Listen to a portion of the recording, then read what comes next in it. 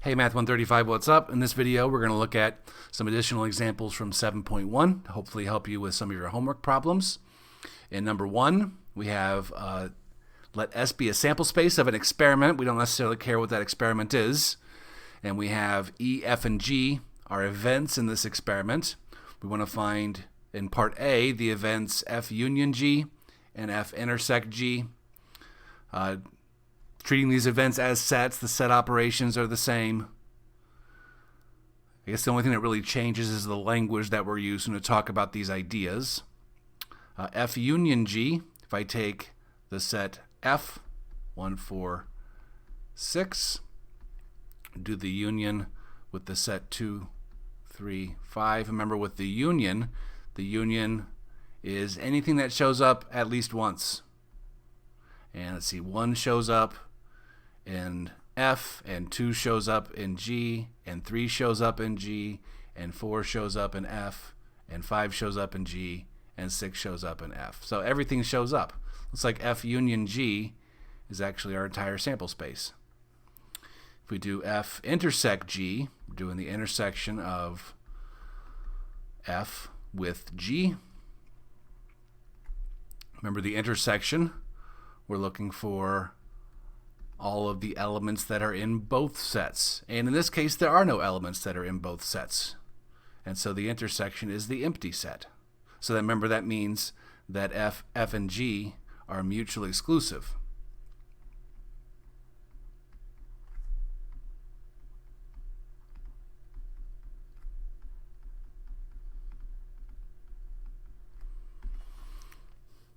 Right, and actually in this case, since F and G are mutually exclusive and their union is the sample space,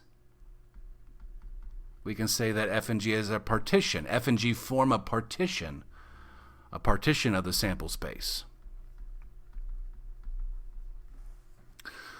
All right, but the bottom line is we found the union and the intersection here. B, we want to find the events E complement as well as F complement intersect G.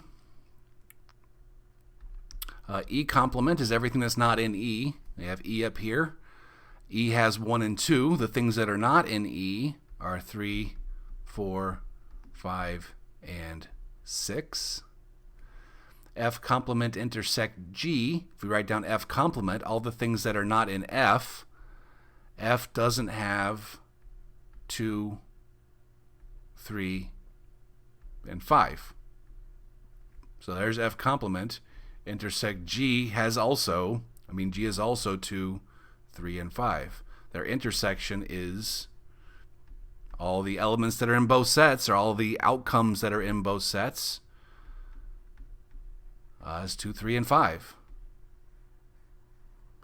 Actually, up here, when we identified the fact that F and G were disjoint and their union was the entire sample space, that means that F complement is G. They're the same set. And if you anytime you take a set, the intersection of a set with itself, that's always the same set.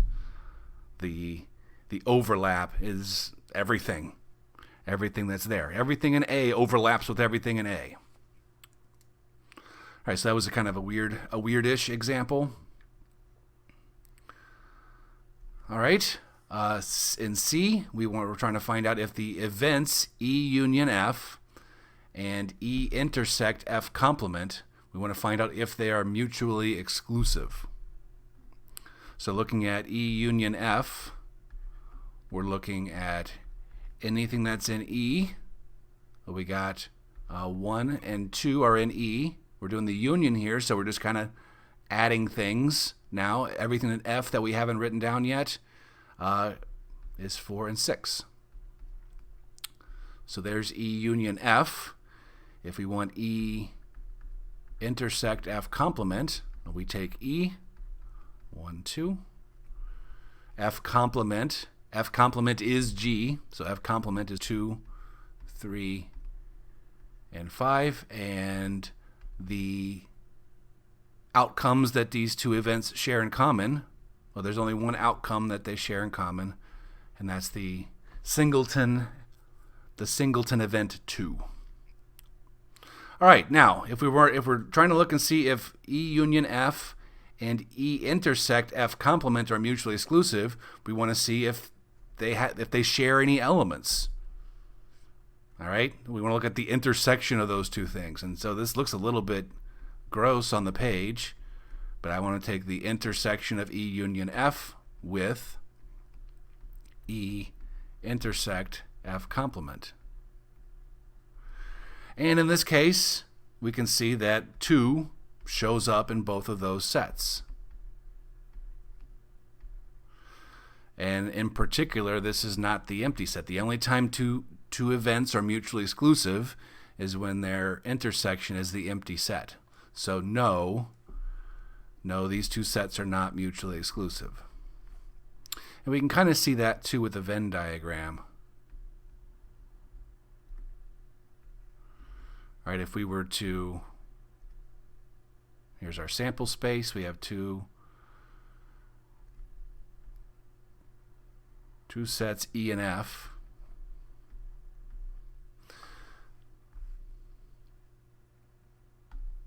If I want to, let's see, shade in E union F. E union F is anything inside the bubbles. And E intersect F complement, remember that's E but not F, is one way to think about that. Anything that's E, anything that's in E, but also not in F. And there's some overlap there. The blue and the red overlap. Unless, I guess the only time these two events would be mutually exclusive is if this event happened to be the empty set. The only time that those events would ever be mutually exclusive is if that second event, E intersect F complement, was mutually exclusive. Was empty. If E intersect F complement was empty. And I'll let you think about this at home. If E intersect F complement is empty and E is not empty, then E is a subset of F. There's a fun thing to prove. All right, so think about that. If E intersect F if E intersect F complement is empty, actually, now that I think about it, you don't even need the second condition here. All right, anyways, that's a little bit beyond what we need to do in Math 135. It's just an interesting fact. All right, part D. Describe, using both set operations and roster notation, the event that both E and F occur and the event that E but not F occurs. Right, so here we're practicing, translating the English language into something that we can maybe work with from a set theoretic perspective. Okay, both E and F occur. That would be E intersect F. And so we're looking for all of the elements that are in both sets. 1, looking back at E and F, 1 is the only outcome that is in both events. The only outcome that is in both events is 1. So there's our E intersect F is our set operations, and then there's our roster notation for the event that both E and F occur. There's only one outcome that is both E and F. E but not F, we want E to happen, and we also want not F. So let's see, E. We actually already did this event up here. E but not F. That would be the singleton event that only has the outcome 2. Part E, describe using both set operations and roster notation that E occurs, but neither F nor G occurs. Neither of the events F or G occur. Maybe better grammar would be occur. Neither of the events F or G I don't even know. All right, let's not worry about the grammar here. We want E to happen, so we definitely want E. But one way to describe it, so we don't want F or G. So one way to talk about that is F or G. We don't want that. Or we could also say we want E and not F and not G. That's another way to describe it using roster notation. All right, now this is kind of a weird example. We established earlier in one that F union G is the entire sample space, and then if I take the complement, F union G would be the complement of the sample space, and the complement of the sample space is the empty event. So what we're really doing here is E intersect the empty event. What are all of the outcomes that occur in both? Well, there are no outcomes. There are no outcomes in the empty event. Like we're really doing, the event consisting of the outcomes 1 and 2, along with the event where nothing happens, is one way, I guess, to interpret the empty event. But there's nothing that shows up in both of those sets. Nothing can show up in both sets because nothing is in that second set. All right, so in this case, E but not F or G is the empty event. That can't happen. One way to think about that is it can't happen. You can't have E and not F or G.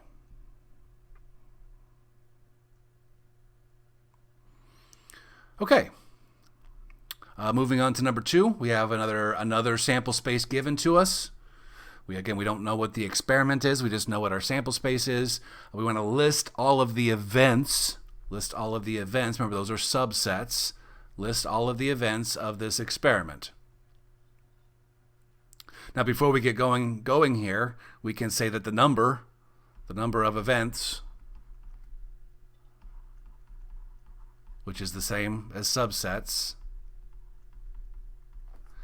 is 2 cubed. Since S has 3 elements, the number of subsets will be 2 to the 3rd, which is 8. So we should find 8 events.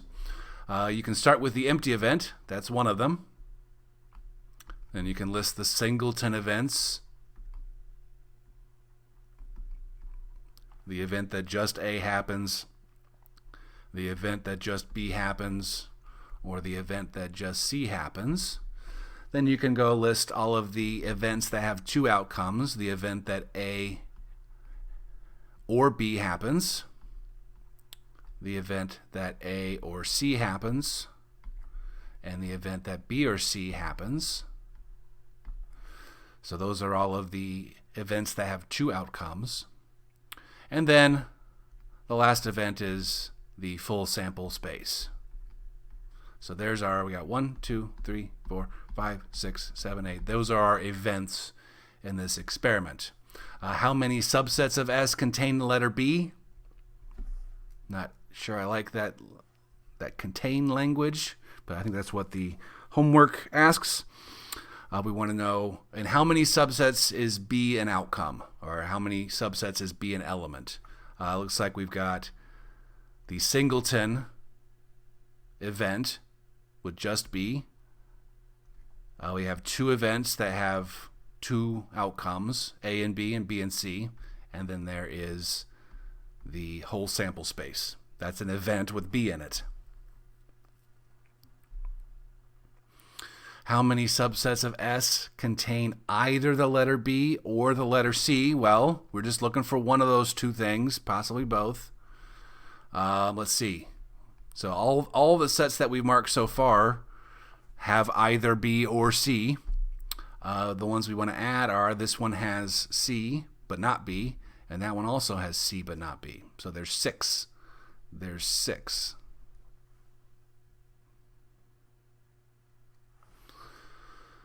Okay, so that wasn't I don't think that was a particularly interesting question, but it was like a homework problem, and it's reasonable to have some issues with it. 3, we have a poll that's conducted in which a voter's age and political affiliation are recorded. The respondents are categorized into 3 age groups: young adults, middle-aged, and advanced in years. The political affiliations are Republican, Democrat, Libertarian, and Independent. So 4 political affiliations. We want to describe using roster notation the sample space. So this is one where, again, it's like a WebAssign problem. This is one where the outcomes we're going to associate with the possible responses, all right, rather than the individuals that we are polling. So the outcomes are the responses here. All right, and we're going to designate them with combinations of letters. So for instance, if a person is a young adult and a Republican, we're going to designate that outcome YR. If a person is a young adult and a Democrat, that would be YD. We got YL for a young Libertarian and YI for a young Independent. All right, so those are the different youth outcomes. For middle-aged outcomes, we have middle-aged Democrats. I guess I should have started with middle-aged Republicans, since the Republicans are listed first. So middle-aged Republicans, middle-aged Democrats, middle-aged Libertarians, and middle-aged Independents. And then advanced in years, we have advanced in years Republicans, advanced in years Democrats, advanced in years Libertarians, and advanced in years Independents. All right, so those are the outcomes in the sample space, or that is our sample space. Describe the event E1 that a respondent is middle-aged. We just list all of the outcomes. We just list all the outcomes for the middle-aged people: middle-aged Republicans, middle-aged Democrats, middle-aged Libertarians, and middle-aged Independents. Describe the event E2 that a respondent is young and is not a Democrat or a Republican. So here's, I guess, one way where the English language is not completely clear. When we read this out loud, I think most people, when you read this out loud, kind of put parentheses around this. Okay? They're another way of saying that is they're young and neither a Democrat nor a Republican. Right? We don't want a Democrat or a Republican. Right? It's ambiguous. The language itself is ambiguous. Every time I try to speak it, there is some room for ambiguity in the language, and that's why it's important to kind of have an unambiguous language. Set theory provides us with an unambiguous language. But again, I think most people would interpret it in the way that I've described here. Okay, we want, I guess, anybody who's young that is not a Democrat and not a Republican. All right, so we include the young Libertarians,